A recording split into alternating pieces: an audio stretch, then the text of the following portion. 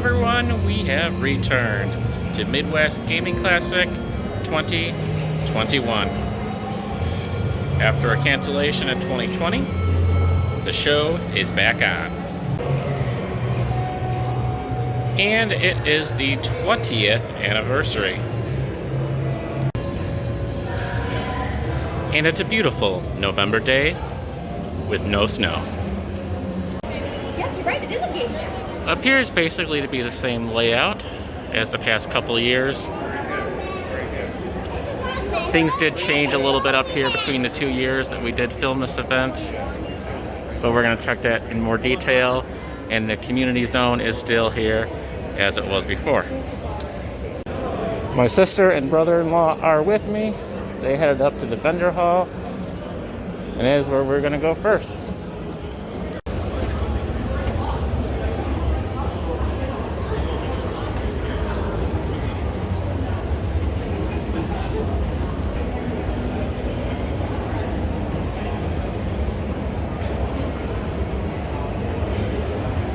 And as I said before, no snow in the forecast.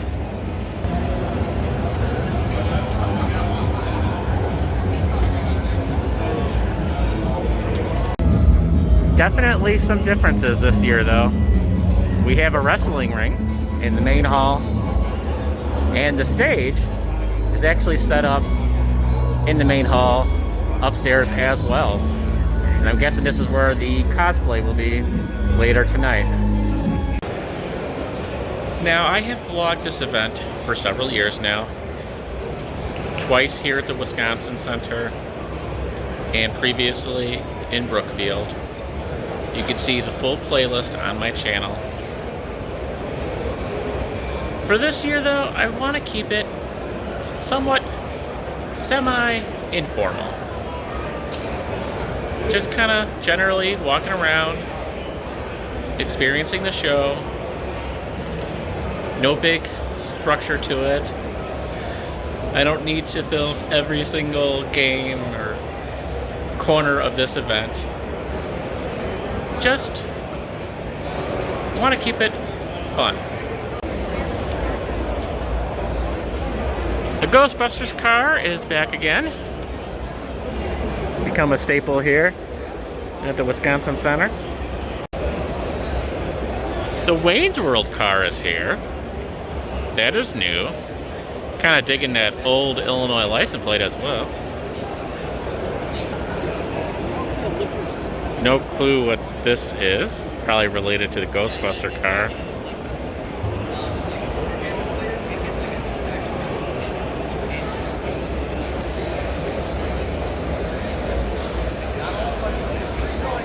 It looks like they're still renewing the Wisconsin license plate.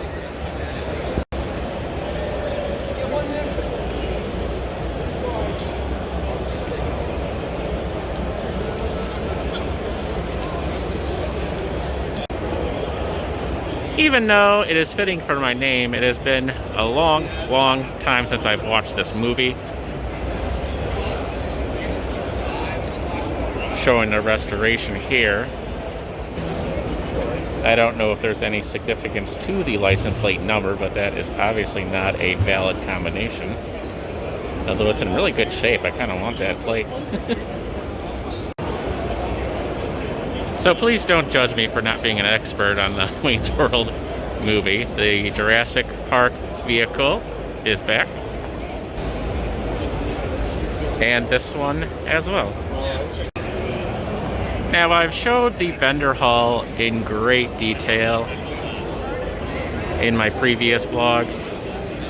But like I said, that's not really what I'm going for this time. But of course it will be thrown in randomly here and there. This is pretty much the same as it was last time. You got your smoothies, Milwaukee, which I believe is a Chinese thing, and the bubble waffle. Burger place is still here. And looks like a few more things. We got pizza, burritos, and meat on the street. Not a bad selection of food items. brother-in-law spotted looking at plushies. Every year since the first show I ever went to, long before I started vlogging, these games were here. I want this so bad for the game room that I'm putting together at the new house. I love the Turtles theme. Of course, it is a multi-cave, which is what I want. On sale for $600. One of these days, I'm just gonna bite the bullet and get it. Plenty of other themes, but I just love the turtle setup.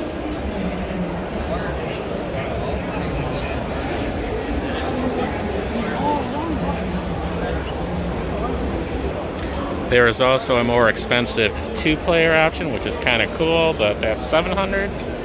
Who knows? If you're gonna spend $600, may as well spend $700. You get the bigger screen and the 2-player option. I like the button layout here and the cool controllers. Got a really nice flat screen in here. Looks very sharp. This is a 60-inch one, which is okay. It's got 1942. This cool Dig Dug. Centipede, I like that. Got all the Pac-Man stuff. So yeah, pretty good selection. I definitely have a space for this. Same folks every year that's selling this Game Guys. Somewhere up in Wisconsin, I believe. And you can even upgrade a little bit more. $800. And you get these cool light up buttons. Maybe a little bigger screen too, but that's really sharp. Definitely think I would get 2 players if I was to actually make this purchase. Pretty sure I still have a bunch of these in storage in my parents' house. I always wonder how much money they're worth. Not that I could ever give them up. Also new to the show this year is some sort of mini golf tournament that they have going on. And here we have the main gaming area. Supposedly stretched out a little bit for social distancing. And I can kind of see that. The rows definitely seem more spaced out. I definitely approve of that. Even though in past years the world was very different, this place got way too crowded for my liking. Definitely like this new format.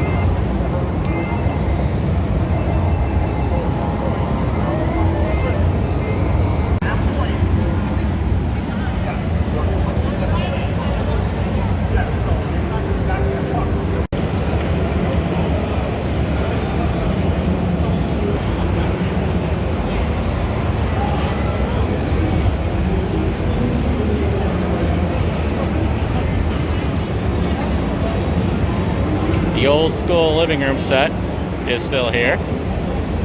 Always thought this was neat.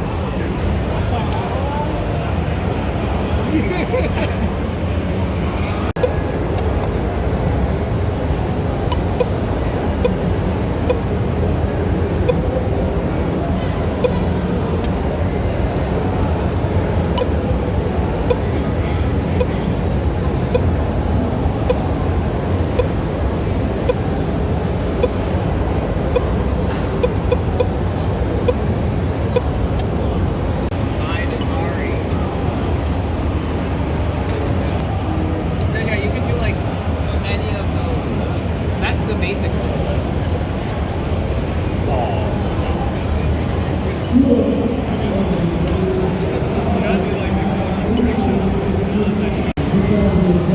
Formerly out in the hall, the pinball tournament is here this year.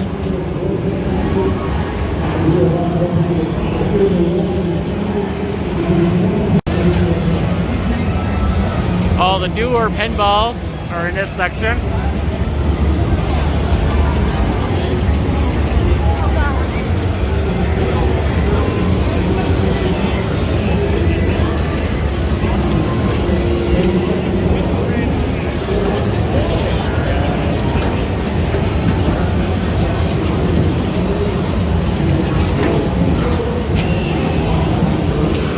And also, I believe, new to the show, skee-ball.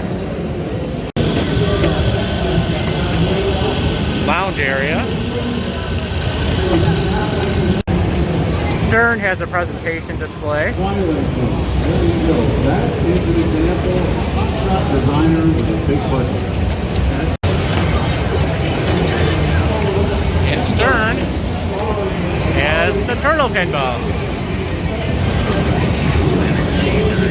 I was hoping to see this here.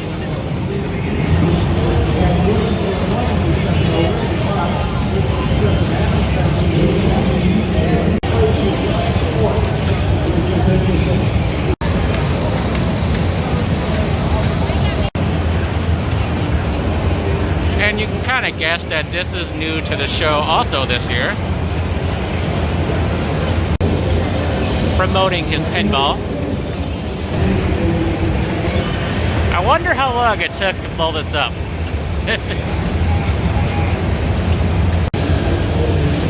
Yeah, this has to be the new pinball. Got a whole line of them here, all the Godzilla ones.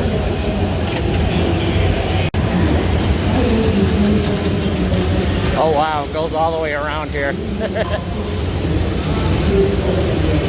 There always seems to be one or two that they're really promoting each year here. And this is definitely the Godzilla year.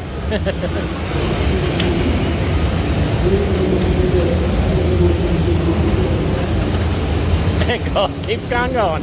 Wow. You always gotta wait in line to play these games.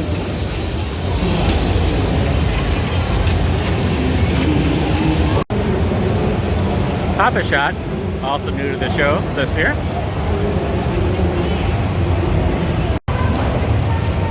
And they also have some Teslas on display this year.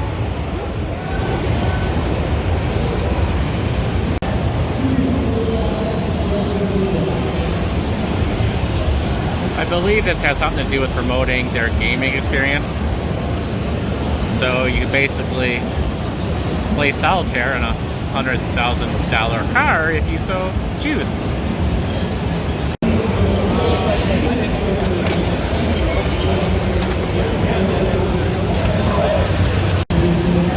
Fun little fact, the owner of the show did confirm that the Teenage Mutant Ninja Turtle pinball was set to be one of the big showcase items at the 2020 Midwest Gaming Classic. That, of course, did not happen. So I'm very glad that it's being represented here. And of course, it's not a Midwest Gaming Classic without the pinballs. Well, if I can't afford a pinball, maybe that top display would be good in my game room. And Germany was by far, I think, the closest on Rad Racer, but man, it is tough out there on the Rad Racer streets. That little time you see. And more of the gaming museum. Spaced out very nicely. 2 minutes down, 5 minutes. So yeah, it looks like they spaced it out between that side of the room and this side of the room. Very good idea. Overall, I like this layout. The best of all 3 years here at Wisconsin Center, in my opinion.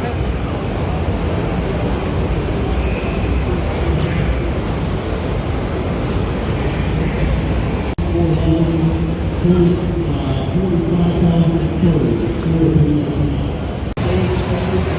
1942 Mini.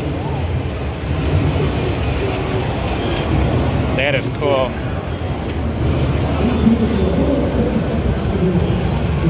Does appear to be out of credits though.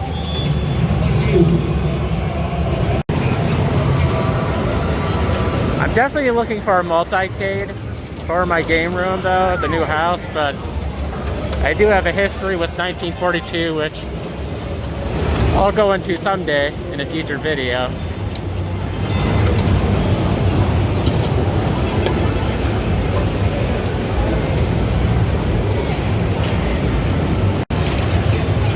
Pinball was always one of my dad's favorite pinballs. Now, as usual, these are the two main rooms for the event. The vendor room and this gaming room. There's also the community area with the smaller rooms. We'll of course be checking that out in a bit too.